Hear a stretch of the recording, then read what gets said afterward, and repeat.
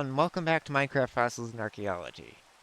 Last time we built the enclosure that I'm currently standing in front of, the Ceratosaurus enclosure. Since then, I have done a bit of some work on outside of the enclosure that I'm going to show you right now.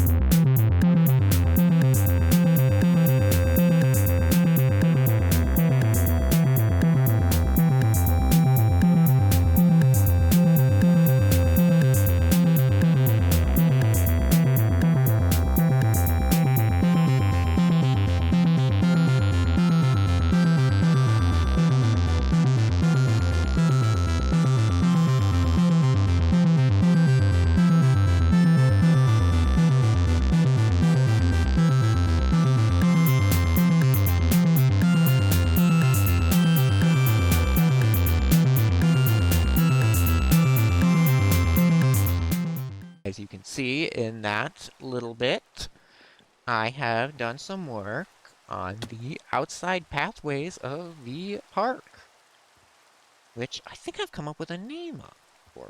I think I'm going to go with the Valley That Time Forgot Wildlife Park. I don't know. If you think that's a good name, let me know. If you don't, then let me know. If you've got a better idea, let me know. Maybe I'll go with that. So far, I think I like that idea. I think I like the Valley That Time Forgot. I think it kind of suits the whole vibe we're doing here, which is building enclosures for a bunch of animals that have gone extinct, which some would say time forgot. It's a little bit of reference to the Prehistoric Park series, where they say in the intro to every episode, we are going back in time to rescue some of the creatures that time has left behind. Obviously, Time That Left Behind, not really a good name, so Land That Time Forgot. Or Valley That Time Forgot, my bad. Anyway, aside from the naming of the park, I have added in some benches along the path that people can now sit at. I've added in this lovely little sign here that leads you to all of the different areas of the park that I built so far. I've got the curator's residence, where I live. I've got the prehistoric plains, which is where I plan on having some of my more arid enclosures. Thinking my Stegosaurus, my Allosaurus, Brachiosaurus, my desert Cretaceous animals like Velociraptor and Proceratops. And then I've got the fossil forests over here, which is where I plan to put some of my forested animals, some forest living animals. I think I want to put my T-Rex over here, my Trikes over here, maybe my swamp animals are going to be off this direction. Maybe I have a path that leads off to them, so that'll be like my Sarcosuchus and my Spinosaurus, and then any other Spinosaurids or other animals that get added that would live in that environment. I think I'm going to have them along the river over there. I think I've got big plans for this series, and I hope to keep making episodes for you guys. And I hope you guys keep enjoying them as much as you have. For today, I think we are going to go with a group of dinosaurs that I need to get enclosures for done. I have a handy-dandy to-do list here that has everything I need to do. And as you can see, it is a very long list. It's got a list of every single creature in the mod, and then some other things I need to add in here, like a visitor center / museum, a research lab, an archaeology center, a greenhouse, a villager hall, all those things I need to add. And then I've got all the animals in the mod that I need to also make enclosures for. But today, I think we're going to knock out one or two of the smaller enclosures because I think I've got room for them. The first one is going to go right here I think I want to put the Ornitholestes right here, kind of in this forested area, right near the Ceratosaurs, which makes sense. They lived in the same time period in the same area. So putting their enclosures near each other just makes sense. And then I think over here, maybe not here, but right here, I put the Compies because they liked more of a coastal environment. So I think that's what I'm going to give them right along this big lake here, which I eventually plan on transforming into maybe a lagoon for my aquatic animals, like my mosasaurs and megalodons. Whenever I get around to building those enclosures. It'll probably be a while because those are going to be big projects that I'm going to need a lot of time to work on. But for today, I think I'm going to get those two enclosures done. I'm going to grab the copy. Uh-oh. Uh-oh. Oh, no. Well, I got one copy egg.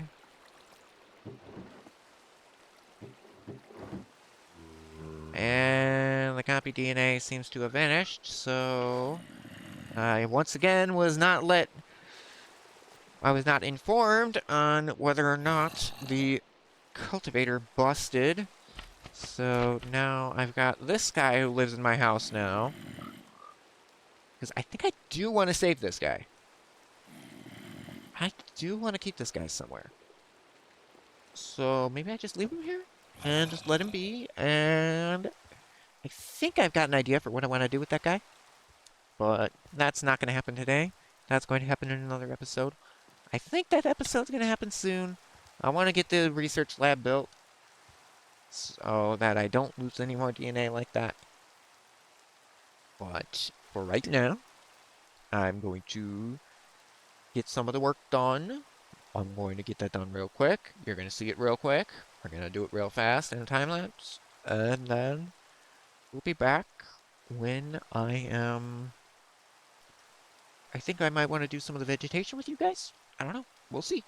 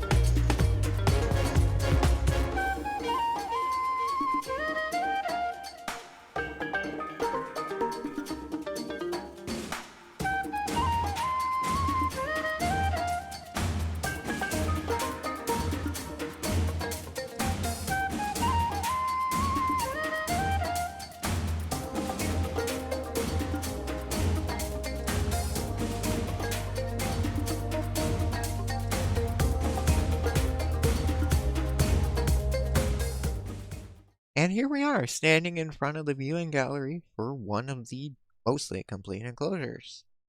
This one is the Compy enclosure. I decided to put this one right on the lake, as I said before, because I wanted to make it a more coastal enclosure. Because, if you don't know, the Compsognathus was from Jurassic Europe. And Jurassic Europe was a lot different than modern day Europe. Jurassic Europe was very much an archipelago and not a full-on continent. So think like places like Hawaii, the Philippines, like a whole bunch of islands, somewhat close together, but not exactly connected, and that might have been a reason for their really small size. Usually animals that end up on islands tend to get smaller.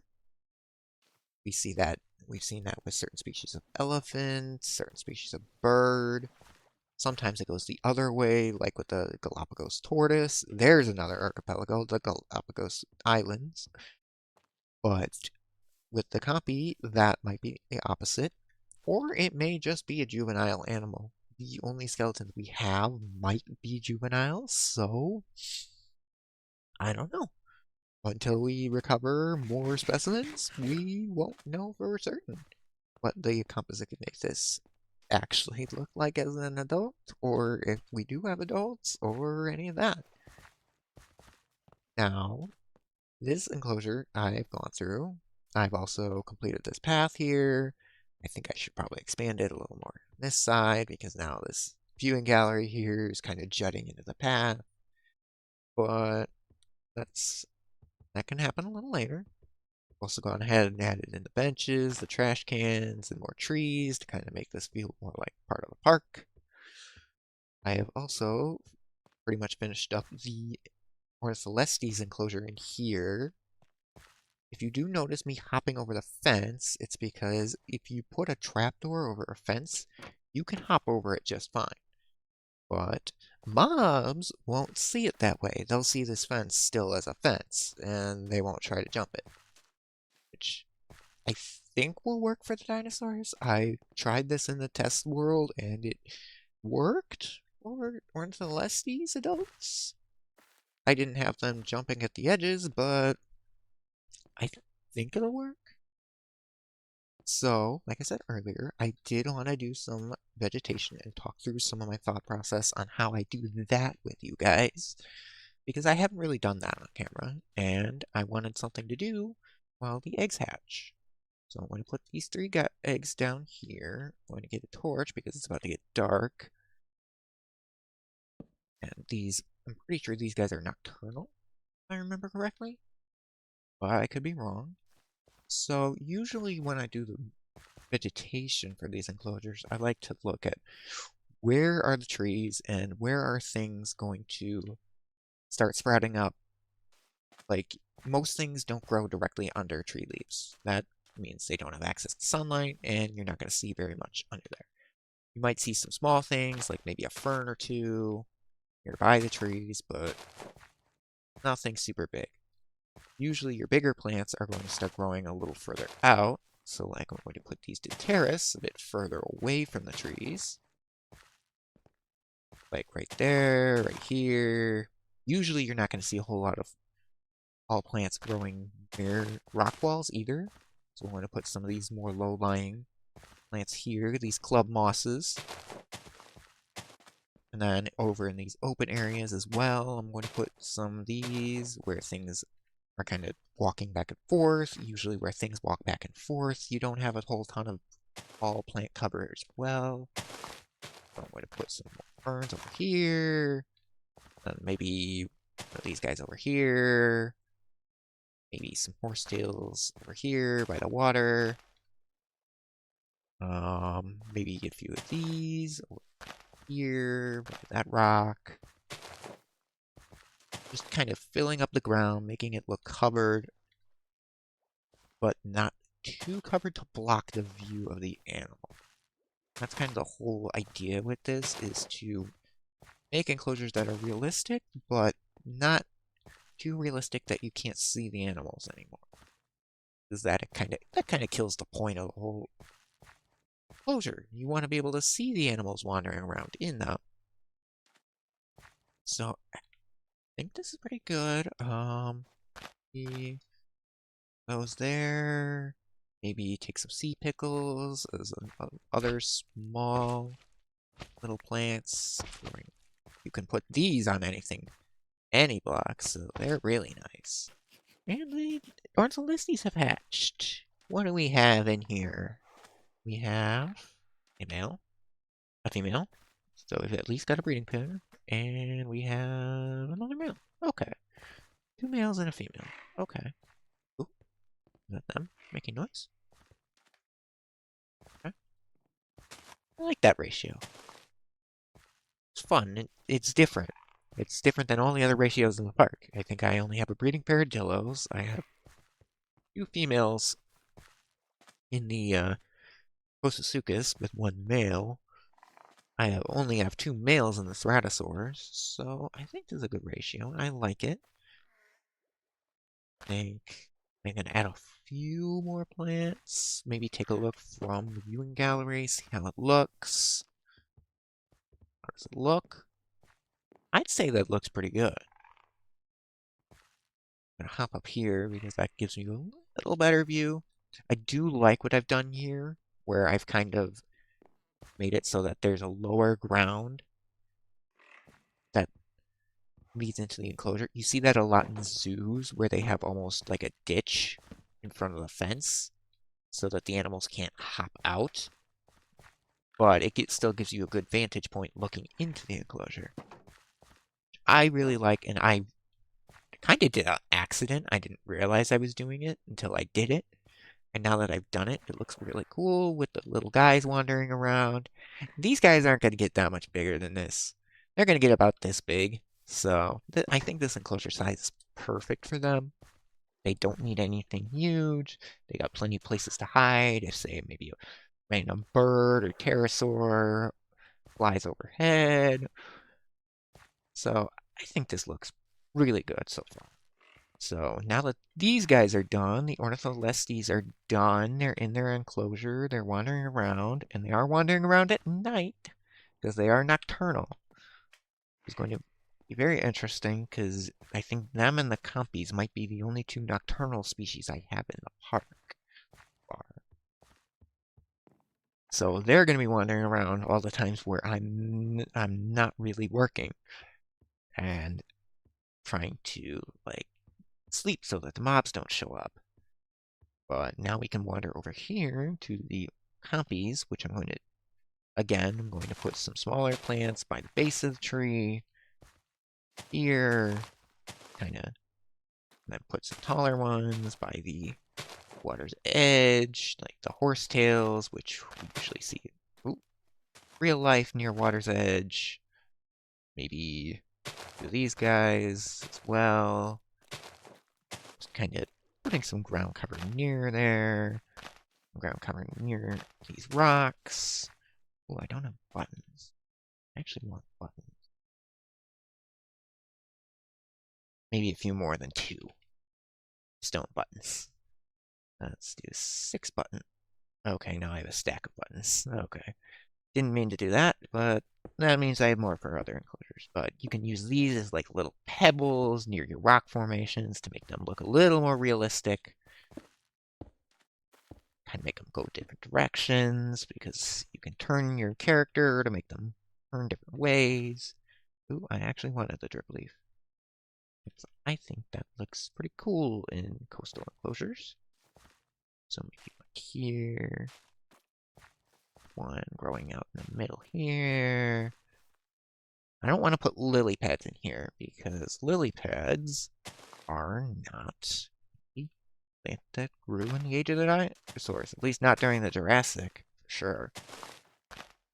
But I'm going to put these down. I'm going to put these down as well. Oh my goodness, they're tiny.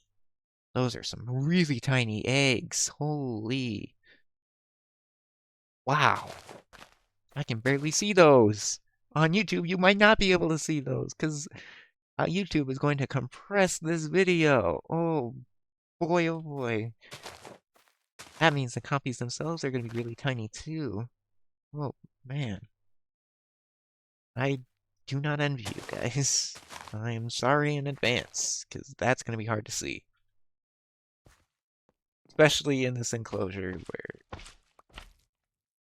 you have a bunch of plants where they're hiding. Ooh, don't put that by the fence. Don't want to give them any reason to want to hop up on this trapdoor here. Kind of putting plants in a bunch of different places to kind of make things look a little more realistic. I think I want maybe moss carpet. Ooh, I don't have any more moss carpets in here. I have some in here. Yes, I got plenty. That is how I hide my lights. There we go. Yeah, kind of moss these little tree trunks up. Make them look like they've been here a while. Now, where are those guys? Okay. Those guys are not going to hatch for a little while longer, so I'm going to take a look, see how it looks. I think it looks pretty good. If you think I need to add more vegetation, let me know. And also, you have a name for all my guys, please let me know. You know all the genders of the Ornitholestes over there. I will take name suggestions for maybe a couple episodes for all my animals. And then if I don't get names by then, I'll just name them myself. But I like name, as I said before, I like names from you guys. It lets me have you guys have an impact on the world. Okay, they are just about hatched. Awesome. Let's see how tiny they are. Oh, that's small. Do they not have animations?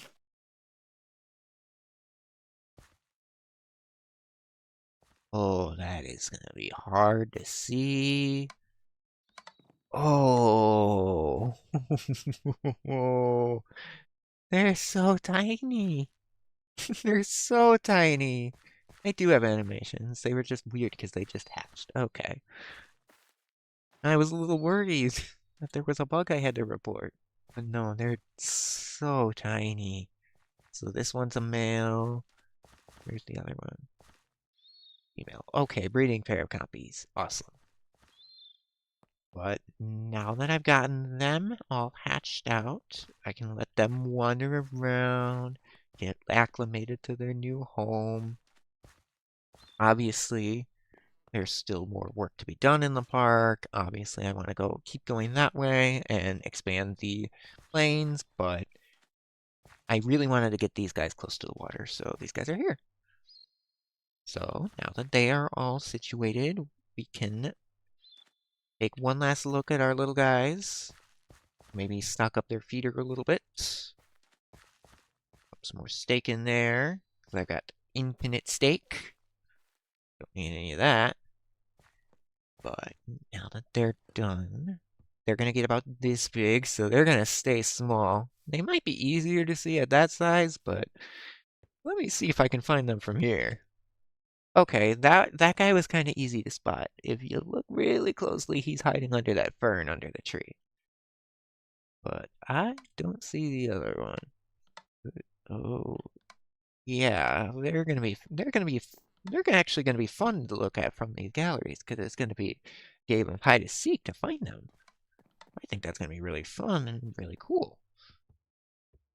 But now let's go back over to the Ornitholestes, see how they've found their spots in their enclosure. Ooh, not that one. Wrong, flipped. Being flipped. Okay, let's make sure they're actually still in here. And oh, okay, there's one. One's there. There's two. There's three. Okay. And why are they still up? They're nocturnal. Yeah. Only active during the night. Huh. No. I don't know what they're doing. Omnivorous carnivore, which means they can eat eggs. Which makes sense, because when you're this tiny in the Morrison formation, yeah, you kind of need to eat whatever you can, and whatever when you're a carnivore, whatever you can means eggs. Guys are opportunistic. And I kind of like that about these guys. I'm really happy that I got some of the smaller animals in instead of just some medium-sized animals. So I hope you all have enjoyed this little look into how I kind of go about my vegetation, what some of my rules are, how I kind of think about how the animals live. You like this little peek into my mind when I'm designing enclosures. I think it's really might be really helpful for some of you if you're looking to design your own enclosures to kind of think about what kind of plants will grow where, how plants will grow, what kind of rules you have for, say, forests versus plains versus open areas versus deserts, which I haven't even gotten into those enclosures yet. I think those are going to be a bit further off. But obviously, for those enclosures, you're just going to have more sparse plants, more rock formations, maybe a lot more dead bushes. Dead bushes, lower lying plants. A lot of those plants are going to be growing in the shade of taller plants and closer to water, just because that's how plants grow in the desert. And that's where animals usually live in the desert. They usually don't live out in the heavy dunes. They live closer to water because everything needs water. You need water. I need water. Dinosaurs needed water. Everything needs water. But I'm getting off on tangents once again. Oh, anyway. I hope you all enjoyed today's episode. I make sure you like, comment, subscribe, and everything else that the wonderful YouTubers tell you to do because it does help us. We do appreciate it. I appreciate every single one of you who likes, comments, subscribes, and views these videos. And next time, hopefully, I'll see you next time where we will probably be doing some bigger animals, I hope. But have a good day. Take care. Bye bye.